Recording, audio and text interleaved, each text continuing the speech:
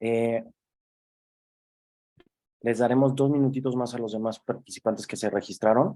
En breve empezamos.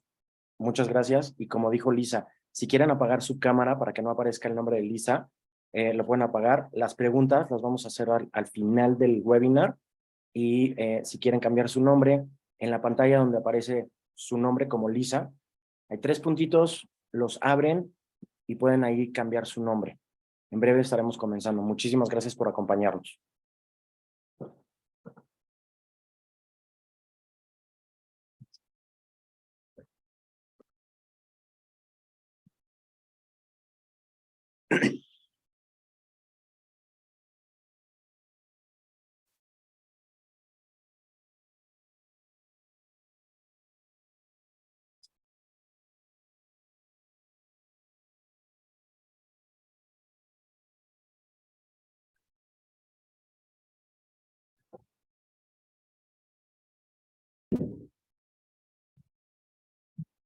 Anthony, do you have an intro or do you want me to go ahead and start? No, I think Fernando is going to start. Fernando's going to give the introduction. Okay, that's right. I was just making sure. If you agree, we can start now. I think it's 8:30 now. Great. Buenos días a todos. Gracias por estar con nosotros. Va a ser un panel muy interesante sobre un tema que es muy interesante también, que es el levantamiento de capital en Estados Unidos. Y estamos con nuestros amigos de Next, de Shulman Rogers. En un momento los introducimos a ellos. Mi nombre es Fernando Eraña, yo soy socio de Perez Correa Gonzalez. Parte de mi práctica se enfoca en capital privado y capital emprendedor. Y tenemos una práctica de capital emprendedor muy activa en México. Atendemos a todo tipo de clientes y cartera nacional e internacional, fondos de inversión y todo tipo de inversionistas y emprendedores. And Shulman Rogers, I'll introduce you, Anthony. Anthony Millen is a partner at the Shulman Rogers. And why don't you take it out from here, Anthony? Great. Thank you. Well, great to be with everybody today. We're very excited to have today's presentation, which is the legal aspects of a Mexico-based startup company doing business in the United States. Just briefly, Next is an innovative new model to delivering legal services to startup and emerging growth companies.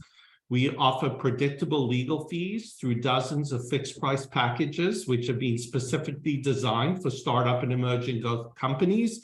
Each package includes the legal documents, strategic guidance, education, and clients get to work with our senior attorneys in a very high-touch, hands-on legal service model. We also integrate a number of technology platforms to really create a very client-centric, collaborative, transparent, and efficient experience. And we become your long-term partner in the success of your startup company. We've been recognized in the US as the Startup Law Firm of the Year by the largest legal publisher in the United States, and also a finalist this year in Outstanding Achievements in Legal Innovation. We also work closely with a number of other service providers. If you're coming to do work in the United States in terms of working with getting banking or insurance or accounting, we work with startups to also help connect them where possible to investors, and we have a platform that we work on with that. And we also have an educational platform for entrepreneurs similar to Masterclass. So we're very excited to be with everybody today. Today, we're going to be focusing on a few core areas. One is flipping to a Delaware C corporation, which will be presented by Sarah Clasper. Raising a round of financing in the US, which I will present.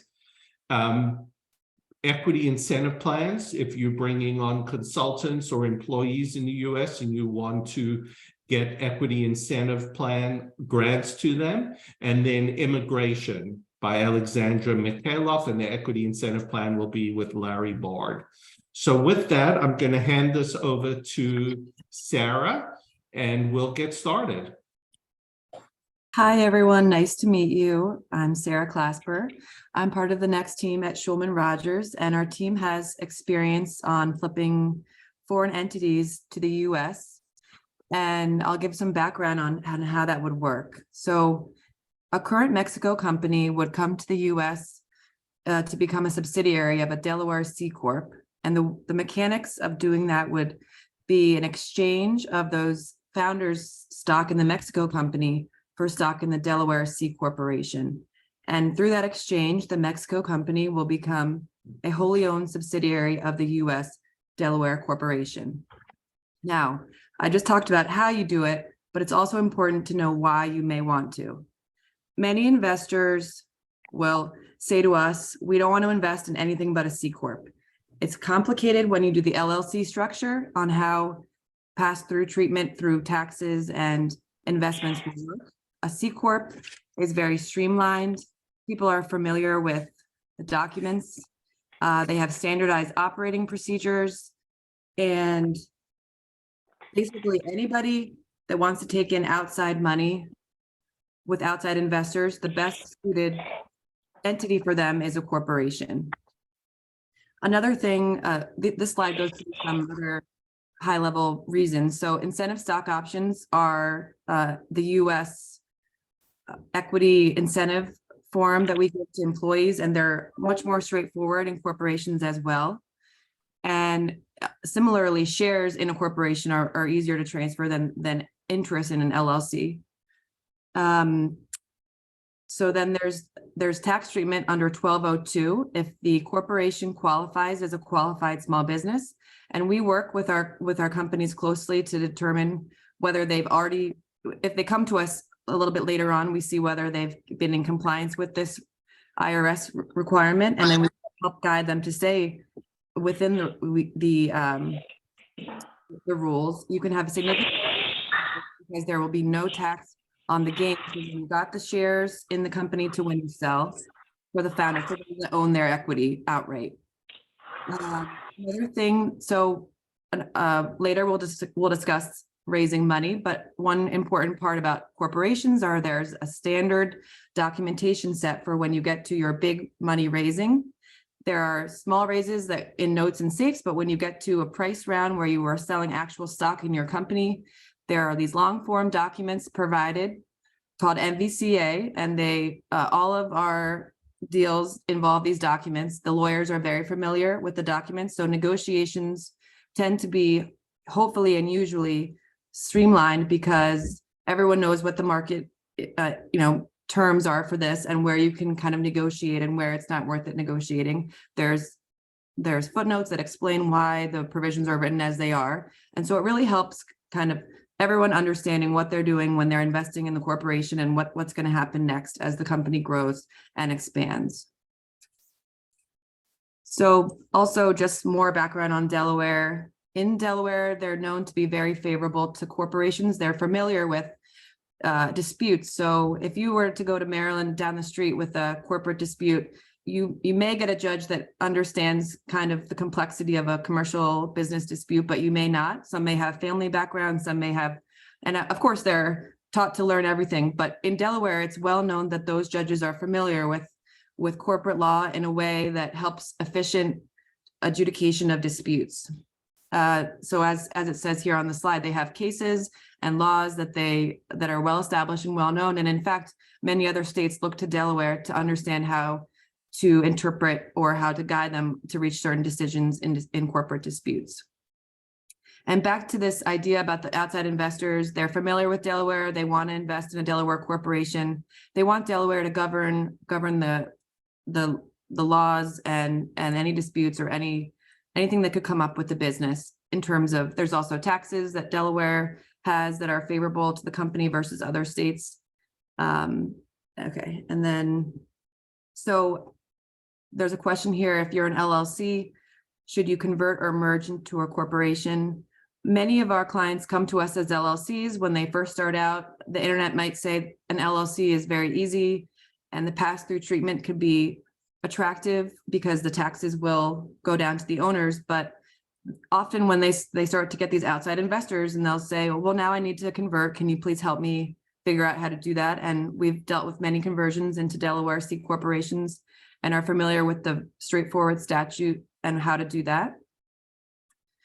And this is another question that relates to kind of a different topic, but when the Delaware corporation is formed, there will be the stock that the founders already own. And in America, a lot of investors will say, we want to keep everyone incentivized to work hard to build the business, to stay close to its success. And so they may require that the vesting of the founder shares happens over time. Even if you already own them when you started your company, they may say, well, now we're investing in your company,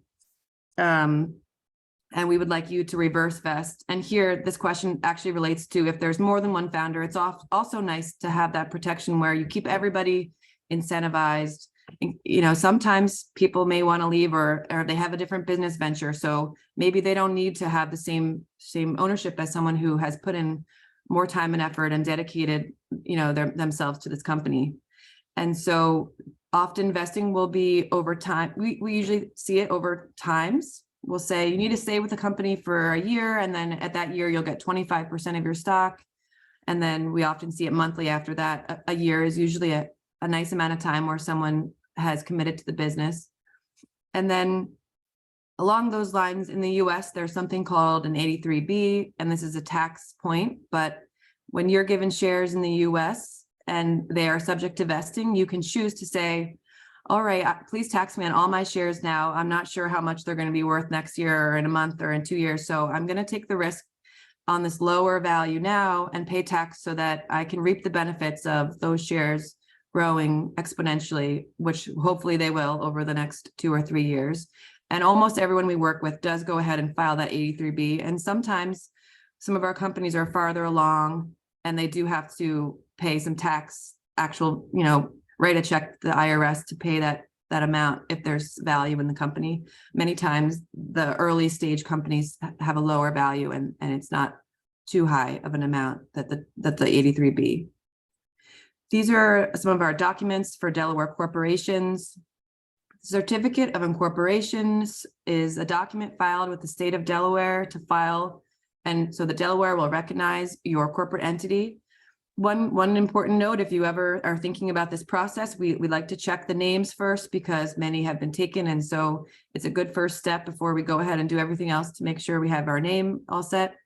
The sole incorporator will do an important job in the very beginning. They will appoint the directors of the corporation.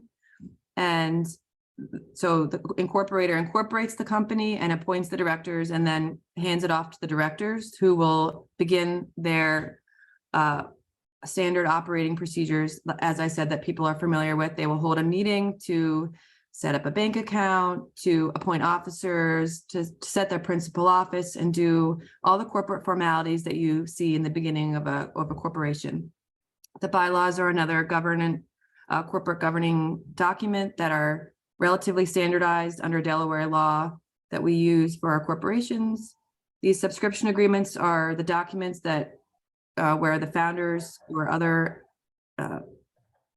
people in the business receive their stock, and the exchange agreements are what we would do to do that flip. We would exchange the Mexico company stock for the Delaware corporation stock, and then also provide, if necessary, another document that governs how the US shares will vest and their ownership of the same. Another document that may be important depending on the type of business is, and usually it is regardless, is this proprietary information and invention assignment agreement, where the founder will be assigning all of his work to the company and all the work that he will be doing that falls under any IP, as you know, even if it's his own idea while working for the company, it becomes the company's. Some of these concepts may be familiar. So these are other smaller matters, but in the US, we get the EIN number, that is the tax registration number with the IRS. And it's a little bit harder to get when there's no US citizen associated with the company, but we are familiar with and have dealt with the IRS to obtain this. If you are going to register in Delaware, but you would like to do business in California, we have to file a foreign qualification in that state to let California know we're operating there. And typically business operating in California would be a bit having an office there, something tangible, not just having one. Sometimes having one person working there will count. It depends on the state. So we would help analyze that and make sure you're doing all the qualifications necessary. And you'll need a physical office. There are some services that can provide a physical office with a mailing address where things can be forwarded to somewhere outside of the US. A registered agent, a resident agent, is someone that will receive all mail for you if you're ever served, and it's their job to be in the state of Delaware to get all that service of process and to give it right away to you so that you're aware of any formal legal documents that are served upon you. And unless you're physically in Delaware, you'll need some corporation or someone to do that for you. And it's not too expensive, probably $100 a year, where they will take charge of this important responsibility. And then if there's IP in the Mexico company, we will analyze how that should be transferred, if there's any tax to consider, and the timing as well. Great, thank you very much, Sarah. So now we've spoken about how you would take your Mexico company and flip it underneath the Delaware company, and now you're set up as a Delaware C Corp with a Mexican company subsidiary, and you're ready to start raising capital in the US from US investors. And so we're going to talk a little bit about that process now. So just first, to understand the different forms of securities, you have common stock, and that's what normally the founders will be issued in the C corporation, is their common stock. We're going to talk a little bit today about convertible notes. In the US, a very common security for raising seed financing is a SAFE, or a simple agreement for future equity, which we'll talk about as well. We'll talk about warrants. And then what we won't get into today is for your priced rounds, you would normally have preferred stock, which could be a Series C preferred round where you're actually selling equity in the company, or you could have a Series A or Series B, a Series C. It goes sequentially. And the preferred stock has rights and preferences that are superior to the common stock.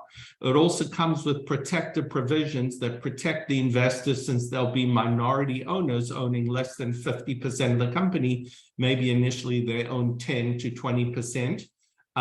It gives them certain veto rights, and so those show up in the preferred stock protective provisions. And investors who are coming into a price round will almost always get these types of shares called preferred shares. One of the concepts we'll be talking about when we get into talking about convertible notes and safes is a valuation cap. So it's an important concept to understand. The valuation cap is the maximum valuation that an investor will pay when they convert their SAFE or their convertible note to equity in the next round of financing. And it protects the investor if, after they invest through a SAFE or a convertible note, if there is a very big jump in valuation in the company, protects them by giving them a maximum amount that they would pay. So just to give you an example of what we mean by a cap, let's talk through a hypothetical. A company that has 1 million shares of common stock outstanding owned by the founders. It issues a $500,000 convertible note to raise $500,000 to continue building the business. That has a discount of 20% and a pre-money valuation cap of $5 million. The founders execute very well, and they're able to raise money in an equity round at $10 million valuation pre-money in their next financing. The new investors who are coming in that next financing will invest at a 10 million valuation. If there are 1 million shares outstanding, that's $10 a share. And the investors' convertible note, which was 500,000, becomes 50,000 shares. If they came in at the discount, it would be 8 million, right? 20% discount off the 10, $8 a share, or 62,500 shares. But if they come in at the cap, you can see they come in at 5 million, which is $5 a share, and they end up with 100,000 shares. So you can see how the cap mechanism works to for your early investors who come in a seed convertible note or a SAFE. Another concept to just understand is we talked about pre-money valuation. That's the valuation of your company, not including the new cash that's raised. And the post-money valuation is the value of the company that includes the new money. So if you had an $8 million pre-money valuation and you raised $2 million, the moment that $2 million hits, you now valued at $10 million post-money. And also to calculate the share price, you divide your valuation by the number of shares outstanding. And you'll see often people talk about that calculation, the number of shares on a fully diluted basis. That just means that they're not just including the shares of common stock, for instance, that are issued and outstanding, but if you have any equity in your equity incentive plan or any warrants that are outstanding, whether they've been issued or exercised, they all count in that calculation. Under the definition of a fully diluted basis, you include all of that. So those are just some background concepts to understand. So one of the instruments to raise money in a seed round of funding is a convertible note. And you would normally see this in your first seed raise, and maybe you're raising a few $100,000 to $2-3 million, for instance. It's a debt instrument with interest that usually accrues. You're not selling actual shares, so you're not going to have an actual price of your shares. You avoid that now. The key terms are you're going to negotiate an interest rate, how long the note takes to mature. Normally it's around 2 years. The discount rate, which we spoke about before, which is normally industry standard, is 20%. The valuation cap that these notes convert at, which we've spoken about, which will be based on, the traction of the business, the size of the market opportunity, the sophistication and experience of the management team, and other comparable valuations that you may find in the marketplace. And then the actual terms that govern when the note automatically converts to equity, when it converts through a voluntary basis, what happens in a corporate transaction if you sell the company before the note converts, and what happens after the 2 years, for instance, when your notes mature. They have priority over the common shareholders, and you may have a side letter that includes certain rights, like rights to certain financial information, rights to the ability to invest in the future in next rounds of the company, rights to either have a seat on the board or to observe the board meetings and access to board minutes, and most favored nation rights, meaning if you give the next group of investors better terms on their convertible note, this first group can, in essence, switch into that new convertible note or the terms of it. A SAFE is another instrument that's used very frequently now. And the benefits of a SAFE for the entrepreneur are, unlike a convertible note, you don't have a maturity date in a SAFE, and you don't have an interest rate. You still have the discount and the cap that we spoke about before. You still have an automatic conversion upon a qualified financing, the way we described it in the convertible note, where it converts at the discount rates or the cap. And you still have to address what happens if the company is sold before the SAFE converts, in terms of people either getting their money back or converting at the cap. You're not an actual shareholder when you own a SAFE. You have the right to convert into shares, but the SAFE can be written to give people certain dividend rights, where if the company distributes dividends while the SAFE is outstanding, the SAFE holders can get access to those. They have priority upon a liquidation of the company over the preferred shareholders. And you may also have a side letter that have the preemptive rights, the rights to future rounds, investment, information, board observer, and most favored nation, similar to a convertible note. And then warrants is a similar to stock options. It's a derivative that gives the right but not the obligation to buy securities at a certain price in the future. So it gives investors who either came in first or were moving quickly and you were trying to bring them across the finish line and get them to invest, or a strategic partner tied to a strategic transaction, where they would get a warrant which would give them extra incentive to be working with you or investing in you. And this gives them the right to buy a certain number of shares. So for example, you could say you have the right to buy 50,000 shares at an exercise price that you set, like you say $1, over the next 5 years. And that means the recipients of the warrants can wait to see if the shares come worth $3 or $5 or $10 in the future before they have to exercise. So it gives them additional upside in the company. And then finally, you have regulatory compliance. Whenever you issue a security, whether it's a preferred round, which we didn't get into today, or a safe or a convertible note, the ability to raise money in the United States is regulated by the Securities Act of 1933. And under Section 5, all issuers, the company issuing the security, have to register non-exempt securities. And so it's very expensive and time-consuming to do an actual registration. You'll see some of those, for instance, when a company does a public offering. So you look for the exemptions. And there are several popular exemptions under Rule 506 of Regulation D, or you may hear people talk about a Reg D offering, where under 506B, you can issue securities that are exempt, and you file a Form D with the SEC and additional filings that are required with the states where your investors reside. And under 506B, you cannot broadly solicit or generally advertise. And more recently, there was new regulations that allowed you to broadly solicit and generally advertise your financing. But there are very strict rules about making sure the investor is an accredited investor as defined by the regulations. And so people can broadly solicit and generally advertise, but they have to comply with these very strict accreditation verification process.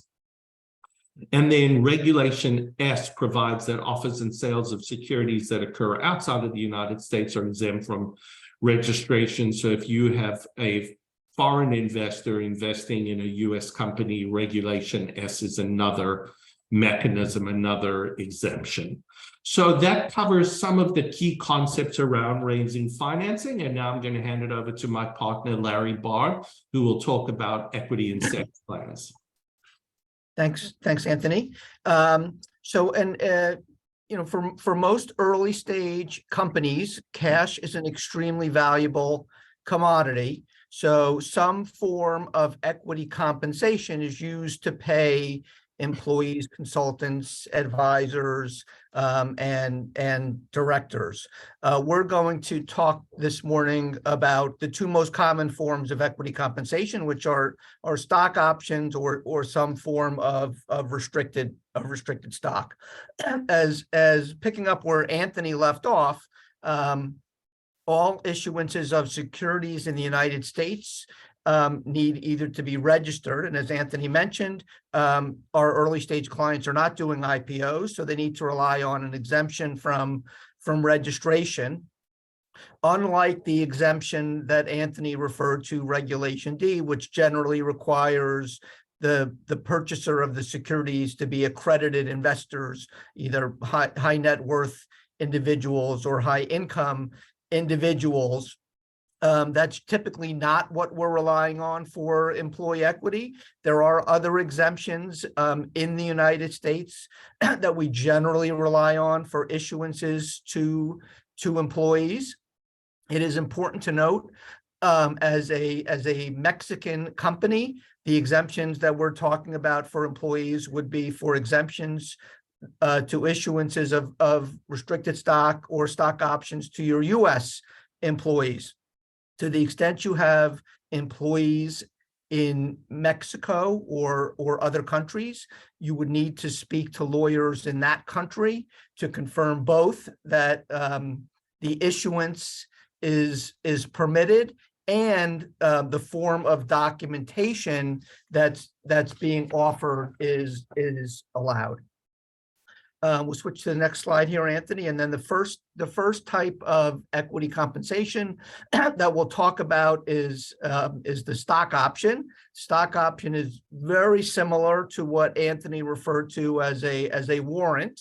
Main difference is that the warrant tends to be a standalone document of around 8 or 9 pages, and a stock option generally is issued pursuant to a stock option plan, and the stock option plan might be about 20 pages, and then the stock option grant that the employee might be a page or 2 or 3, but together very similar to the warrant. 2 general type of stock options that employees in the United States get, and these refer to the tax treatment of these types of awards: incentive stock options and non-qualified stock options, or incentive or stock options that don't qualify for the incentive stock option or ISO treatment. One important point about stock options is generally they will be issued at fair market value. And we'll talk about that a little bit more in a minute, and switch to the next slide, Anthony. For incentive stock options, as I mentioned, they will have to be issued at fair market value. The employees like to get incentive stock options because, number one, irrespective of an employee's working knowledge of the U.S. tax law, that's what employees talk about when they get together in the coffee room, when they get together for a cocktail. How many ISOs did you get? And if you gave them something other than ISOs, they're going to be disappointed. We're going to talk about at the end of the day, actually in a minute, why the ISOs, despite being tax favorable on their face, may not at the end of the day be all they're cracked up to be. But in addition to having to being issued at fair market value, the ISO, also an employee has to hold on to the shares that are acquired on exercise of the ISO until the later of 2 years from the date of grant of the ISO, or 1 year from the date that the employee exercises the ISO. And that latter criteria is the reason why people typically don't end up with ISO treatment for an ISO. People get their options. You have to pay an exercise price to get them. And employees generally, especially other than the senior most employees, don't exercise their stock options until the liquidity event, at which time they cash out. But because they're exercising their option and concurrently selling their shares into the liquidity event, typically an M&A type transaction, they won't have satisfied the 1 year holding period for holding on to the shares that they acquired, at which point they'll get the same tax treatment as somebody that had the non-qualified option.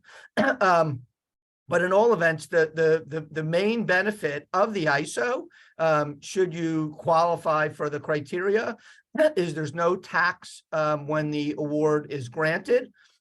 There's no taxation event when the award vests, and there's no taxation when the option is exercised. The taxation is deferred until the underlying share of stock that is acquired on exercise of the option is sold. But as I mentioned, at any point in time along the way, if you cease to qualify for the ISO treatment, for example, by selling into the exercise or selling into the M&A transaction, then you'll be taxed immediately, just like your colleague who may have gotten a non-qualified stock option. We'll go to the next slide. Who may qualify for an option, for an ISO? An ISO can only be granted to employees, advisors, consultants, and directors.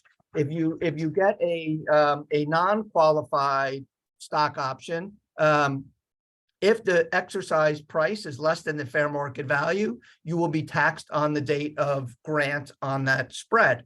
If you get a non-qualified stock option and you exercise other than into the M&A transaction, you'll be taxed on the spread between the exercise price and the fair value on the date that you exercise. You will also be, if you exercise into an M&A transaction, you will have the same tax treatment. We'll go to the next slide where we talk about setting the price on a stock option. As I mentioned, this has got to be the fair market value. There's a set of tax rules by the United States Internal Revenue Service, the IRS, that sets there's a section of the Internal Revenue Code called 409A, which says if you set the option price at a fair market value, at the right fair market value, then there won't be tax on the grant or the exercise until the sale. Setting that fair market value can be a challenge for private companies. Public companies will just use the publicly traded price. For private companies, the IRS can challenge what you set as the fair value. They, however, will not challenge what you set as the fair value if you have retained an independent expert to provide that valuation.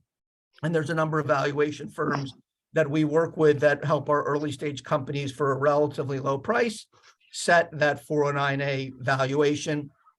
Once you've got the valuation report, you can use that fair value determination for issuing options for the next 12 months, unless there's a material development at the company before then, such as a priced round or a major product or commercial breakthrough, in which case you would then need a new 409A valuation.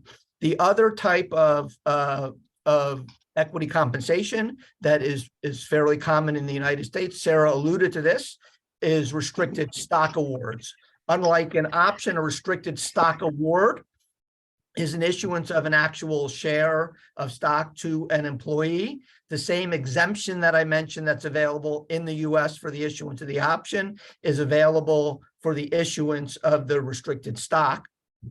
The taxation is very different from the taxation of options.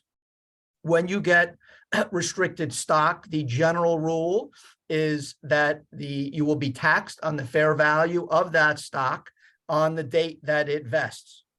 So if you have joined pre-IPO Facebook and you got an award that vested, some of it on the date of grant and some of it 1 year later, and if you were an early employee, and so the value on the date that you started was close to zero, you'll pay tax on the first vested tranche up front. That might be a very, very low tax because that value is low. But a year later, when you are with a company that's valued at $100 million and that second tranche vests, you're going to have a very large tax bill paying the tax on the value of those shares. So to avoid that, our clients make what's called an 83B election. The 83B election is where you fill out a form and you tell the IRS, tax me on the entire value of the award today, irrespective of the fact that some of it will not vest until later. And then you pay the tax on the entire on the fair value of the entire award on the date of grant. Generally, this only works if the value on the date of grant is very low. Otherwise, you're paying a significant tax bill. And that tends to be the toggle between whether companies will issue options or restricted stock. Once the value gets fairly high, the type of award will generally start to become optional. One of the key elements of the 83B election, Anthony will go to the next slide, is that it's got to be made within 30 days of grant of the restricted stock. If it's not, that election is no longer available, and the employee potentially has a very significant tax issue. I'm going to wrap up here by talking a little bit on the next slide, Anthony, about vesting. Sarah alluded to this, and vesting is something that incentivizes the employee to stay for a period of time, 2 years or 3 years. Sometimes there will be a portion of the grant that is vested up front. Oftentimes not. Oftentimes there will be what's called cliff vesting, which is that none of the award vests until the first year anniversary, at which time it may start to vest monthly or quarterly for another year or 2 years. We've talked about time-based vesting, which is what that is. Occasionally, we will see companies use part or all of an award to be milestone-based vesting, and that might be, for example, for a salesperson. If you sign a contract, if you sign a particular contract, if you sign contract that generate revenues of a particular dollar amount, then you will get vesting. You might see a combination of time-based vesting along with milestone vesting, and all of these are business choices to be worked out with the company and the employee. And with that, Anthony, I'll turn it over to Alex to talk about immigration matters. Great. Thank you, Larry. Thank you, Larry. Thank you so much. We're going to talk about immigration now. So if we can move to the next slide, please. I hate to start this presentation. I always do it when I speak to foreign entrepreneurs, that I have to start this presentation with bad news. That's sort of not a great beginning. But unfortunately, as you see, I pulled some of the media articles here and titles that are really reporting that it is challenging for entrepreneurs to stay and find immigration options in the US. As you see, The Guardian is reporting that tech entrepreneurs are struggling to get a visa. And we have this situation because the immigration law, unfortunately, was not really reformed in the last 30 years or so. And really 30 years, we didn't have that many startups, entrepreneurs in the US. So that is really the reason for the challenge, right? We never really implemented that startup visa like some of the other countries. Sort of, I know that the UK and then sort of Canada, Australia do have startup visa, and it's a little bit easier for foreign entrepreneurs to start businesses. But if we can move to the next slide, I do have good news for you too. US is definitely still a country that everyone wants to come, and we are the center of innovation, we are the center of investment, and we do have immigration options for you to come and remain as a foreign entrepreneur. Just as we go through these immigration options, please keep in mind that these are options, the immigration options are from 30 years ago. So we're really going over sort of classic visa options and sort of describing to you how we can make them work for you, how we can make them work for entrepreneurs. The next slide, please, Anthony. So I start with the E2 investor visa, which is really the closest to a startup visa, right? We do not have a classic startup, but this is the closest. And the good news is that Mexico actually qualifies. Mexico can take advantage of the investor visa because not all of the countries in the world can participate. So if we have anyone listening today that is from other countries than Mexico, then we would have to check. Typically, European Union countries do qualify, Australia, Canada, they do qualify, Mexico qualifies too for the investor visa. But for example, from bigger nations that are typically very interested in the investor visa but do not qualify is Brazil, China, India. A lot of nationals would like to take it from those countries would like to take advantage, but they do not qualify. So Mexico is a treaty country, so anyone from Mexico can definitely take advantage of that. If you do have entity in Mexico, you do have to remain 50% ownership. So just be mindful as you sort of explore perhaps, having founders, co-founders. So if you do have a co-founder that is also from a Mexico or from other country that is also part of that treaty country, then you are completely fine. You can even split it 50-50 or less. But if you wanted to enter into ownership agreement with, for example, a US co-founder, and you gave them more than 50%, that could be an issue for you. So just be mindful that 50% ownership has to be either for you or any group of Mexican nationals. You do have to retain that. You do have to show significant investment. It's really not defined in the immigration law, but by practice for startup companies, it's typically understood that a $100,000 qualifies for E2 investor visa. The tricky part here is that, and I always get that question, whether investors can use money from outside investors, right? So someone invested in your startup in Mexico, and now you would like to use that investment for a visa. So unfortunately, that's not going to work. You definitely can still, retain and keep your investment from the outside investors, but the E2 visa, you have to use your personal funds. So for example, you were already successful in your previous job and you just have your savings, or any other source. So we actually do have to show what is the source of the funding, but it has to be your own money, and we have to track it to sort of show how you obtained it. And we typically, when we work with entrepreneurs, we show it that they had prior jobs that they were successful and they were able to save it, and that's how they are using this personal funds. And obviously, you're still keeping that investment. You're moving that to the U.S. company. I always get questions also about the spouses, so that's the good news. Spouses can work; they can remain at the same time in the U.S. as you, and they can work. And this is really a quite low denial, high success application or visa type. Not all of them. We will go through 3 or 4 more visa options, and some of them have a little bit higher denial rate. This one is actually very, very low denial rate and a relatively fast processing time, because both the U.S. immigration and the embassies, which are processing the E2 investor visas, they actually like that investment coming to the U.S., right? They like that 100,000 at least. So some of the companies are actually investing more, they're moving more. So they do like this kind of investment and perhaps even hiring someone in the U.S. If we can move to the next slide, please. We're gonna talk about other option, which is O1 extraordinary ability visa. And that is really not for everyone. So I'm just gonna go over that very quickly. That is really for someone who already sustained some national or international acclaim. So you do, in order to qualify for this visa, you do already have to be subject or perhaps published material. Someone was coming to you for quotes.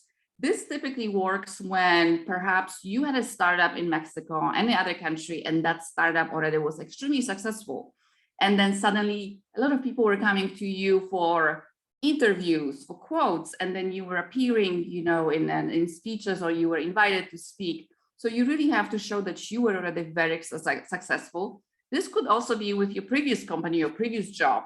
We can also use that experience gained in your prior experience. So it doesn't have to be with your startup, but we definitely have to show that success, original business contributions, prizes or awards. We sometimes use, clients are asking us, I don't know, I got some, I was the best student in my college. I was the #1 student in my university. Will that qualify? That was challenging for me to get it. And I would say, well, I'm sure that is very impressive. But unfortunately, nothing from college. This really has to be post-college experience, nothing that was sort of achieved during your school or school-related prizes or awards would not qualify. And this is really interesting option for individuals who do not want to use the E2 investor visa, but they do have this qualifications gain and that interest. We definitely can discuss this. Obviously, quite extensive consultation with reviewer of the credentials, but just keep in mind that there is O1 visa as one of the options available to you. If we can move to the next one, please. L1, intra-company transfer visa. This is the visa that is used really by a lot of international companies. So if you look at any international company in the US right now, if they have at least one office outside of the US and they are moving staff between the offices overseas and the US company, chances are that 90% are using L1 visa. It's very popular. You can apply at any time. There is no quota for that visa. And again, it's really the most common option for transferring employees between your foreign company, and you might have more than one, and the US. It's a little bit tricky because you do have to have at least 1 year of experience with your foreign. So if you wanted to use that for your own as a founder or co-founder, if you wanted to use that for your own immigration option for the US, then you have to have at least 1 year of experience with your foreign company in Mexico. So for example, if you just set up a company 3 months ago, and then you are thinking, well, I wish I could come in the summer to the US and just really take off and start really working in the US, that's not going to work. You do have to really have 1 year of experience, and only after 1 year we can sort of start transferring you to the US. And another important part is that you do have to retain both offices. So you do have to retain your foreign office. So sometimes the founders would be interested in, for example, we were just hearing these corporate options in a few minutes ago that you might actually, transfer everything to the US. So in order to retain that option to take advantage of the L1 visa, you do have to retain your foreign office, and you have to have at least one person operating there. It has to be fully functional during the time that you are on the L1 visa, not only at the beginning, but during the time that you are on the L1 visa in the US. And you can stay in the US on the L1A, which is for managers and supervisors. On the L1A visa, you can stay for 7 years. And L1B, which is more for specialized knowledge individuals, which probably not going to be applicable for founders or perhaps startup staff. Then on the L1B, you can stay for 5 years. So again, your foreign operations have to remain active and working during that whole time in order to take advantage of the L1 visa. Unfortunately, for smaller companies, as I said, a lot of international companies are using the L1 visa quite successfully. Unfortunately, for smaller companies, so startup, just few individuals, 2 individuals, let's say in Mexico, 1, 2 in the US, so really on the smaller side, denial rate is quite high. It's about 30% denial rate. So clients are sort of we always sort of tell the clients that this is happening, and 30% unfortunately is quite high to invest and spend time to develop. So just keep that in mind. So this is the last option for foreign entrepreneurs. And this is international entrepreneur parole. This is really something that it's not a visa. This is a parole. And this is an option that President Obama, when he was still a president, he tried to implement some option for entrepreneurs without really engaging Congress. He was not able to engage Congress to really pass a new law, to pass a new startup visa. So he did it as sort of executive action. He was able to establish this international entrepreneur parole rule. From a practitioner who is actually working in the US and helping entrepreneurs, companies of different sizes, individuals on working visas, when we are just really working with across the board clients, this option is not used very often. It's typically used when, as a last resort for someone who is in the US, perhaps they are running out of time on some other visa option, perhaps they do not have any other option to sort of transition to, so then they are using this rule.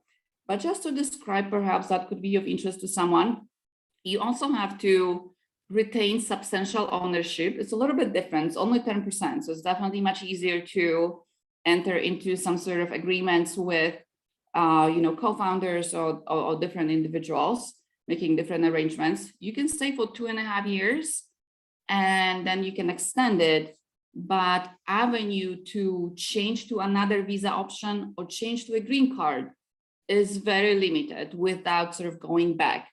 And when I work with my clients, when they enter on any of the other visas that we were just describing, typically after 1 or 2 years, when they are actually, if the company is taking off, and the company is successful, then they are typically interested in staying in the US. So they are asking me after that, can we transition my visa to a green card?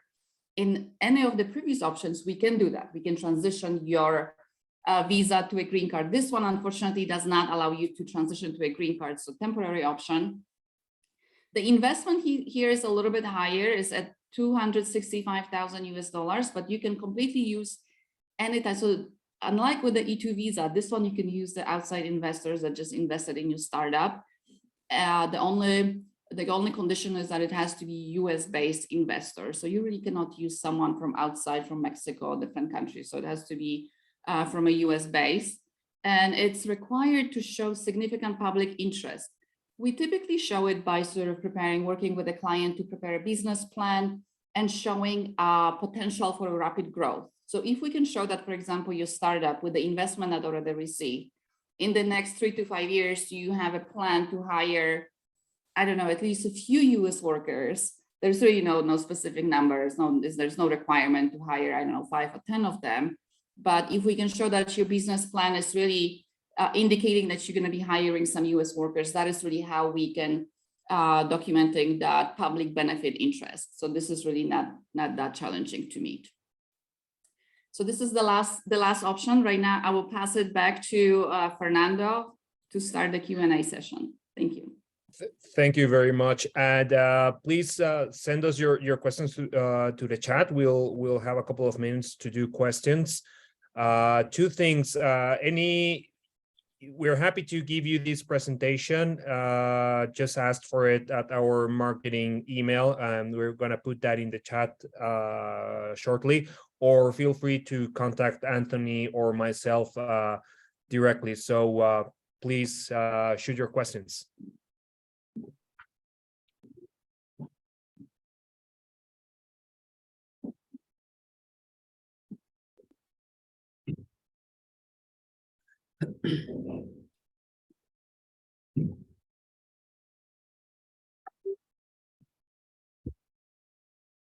Looks like there's a question in the chat.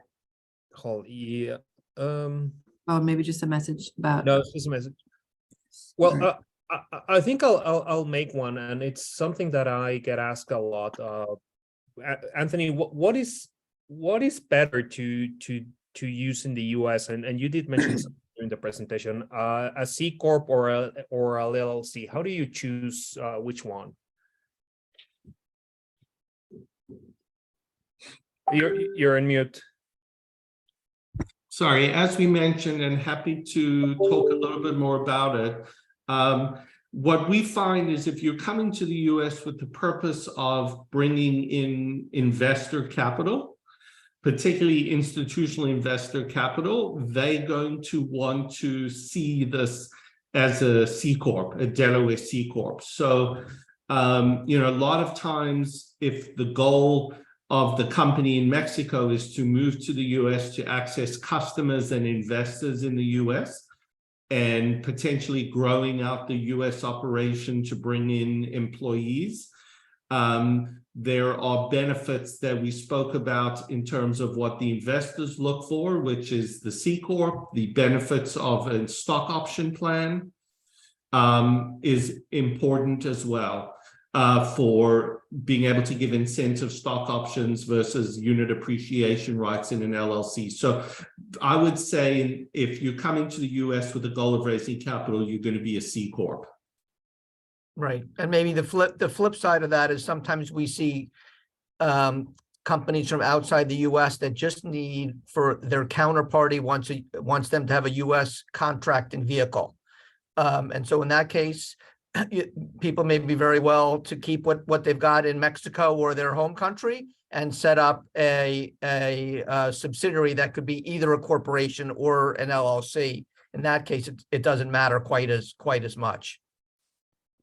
The other thing I'd say, Fernando, because I know we're running right at the end of time, but if people think of questions even after this or after they've reviewed the presentation, they can just send an email in the back of the presentation to me, or if they have a question to you.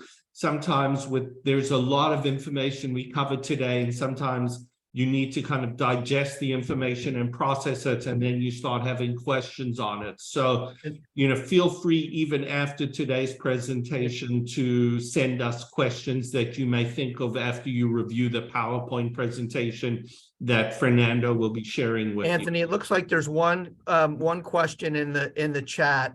And this is one like the one you mentioned, Fernando. This is one that we get quite often, Anthony, if you want to look at the difference and when we use pre-money versus post-money valuation. Okay, so pre-money valuation is more favorable to the entrepreneur. And the reason we like to start when we represent the entrepreneur to use the pre-money valuation, because it's the value of the business before the money comes in. So again, in our example, you're going to be $8 million pre-money, you're raising $2 million. You become a $10 million post-money valuation, and you've sold 20% of your company, right? 2 million out of the 10 million post-money. But what happens if you decide that you want to sell an extra $1 million? You're oversubscribed and you want to sell an extra $1 million. If you want to sell an extra $1 million and it's pre-money, then you're going to be $3 million divided by 11 million. Since you started at 8 and you've added 3, which is 27% of the company will be sold. But if you post money, you can't be more than 10 million. So you divide the 3 million by the $10 million and you've sold 30%. So the dilution, if you're selling as a post money valuation and you raise more than you plan, the existing founders will be diluted more than they would if it was pre-money. So because of that dilution, we like to go out with a pre-money valuation as the entrepreneurs. That's good. There's one more here. Maybe we'll just do this as a wrap-up question. It's a great question, and it can be broad. And the question is, what do you do if the Mexican company has a safe or safes that are outstanding when you do the flip? And I'll broaden the question because it really applies to, as Sarah talked about, flipping the equity owners from being owners of the Mexican company to the owners of the US company. But this question really, it can be a convertible note, it can be warrants, it can be options, but anything that's outstanding at the Mexican company has got to be looked at and confirmed that there are number one, no adverse consequences to that instrument of the flip. Typically, we don't see that a safe will convert as a result of the flip, but you also don't want to be in a situation where this, for the company's perspective, the investor's perspective, and the safe holder's perspective, where the safe is left behind at the Mexican subsidiary and other investors are ultimately at the US parent. So when we do the transactions of the type that Sarah mentioned, one of the important aspects is to make sure that how do we move the safe, typically by amendment, and we make the U.S. parent the issuer. We change, and excuse me, I think it's pesos or euros, whatever the local denomination is, pounds. We change to U.S. dollars. We pick a conversion time, and then you have to see: do you need 100% consent for the transaction? Do you have a bunch of individual safes that are out there, or do you have a series of safes and you could do it by majority? But it's important to make sure that whether it's the safes, the notes, options, warrants, whatever it is, that you have an ability to move it or otherwise deal with it. And I've just summed up, what has taken me and Anthony and Sarah sometimes, months or many months to achieve, but that is it at a 40,000 foot level. And that is also an issue that we have to deal with a lot. Well, I think this is the time's up. Again, like Anthony said, feel free to shoot us an email either to him or myself. And if you need the presentation, we're happy to distribute it to all of you. Thank you for being here. I hope this was a productive session. I think it was. Of course, there are a lot of issues to deal with in this type of transactions, but it was a very good summary. So thank you all, and hopefully we can see each other again soon. Thank you very much.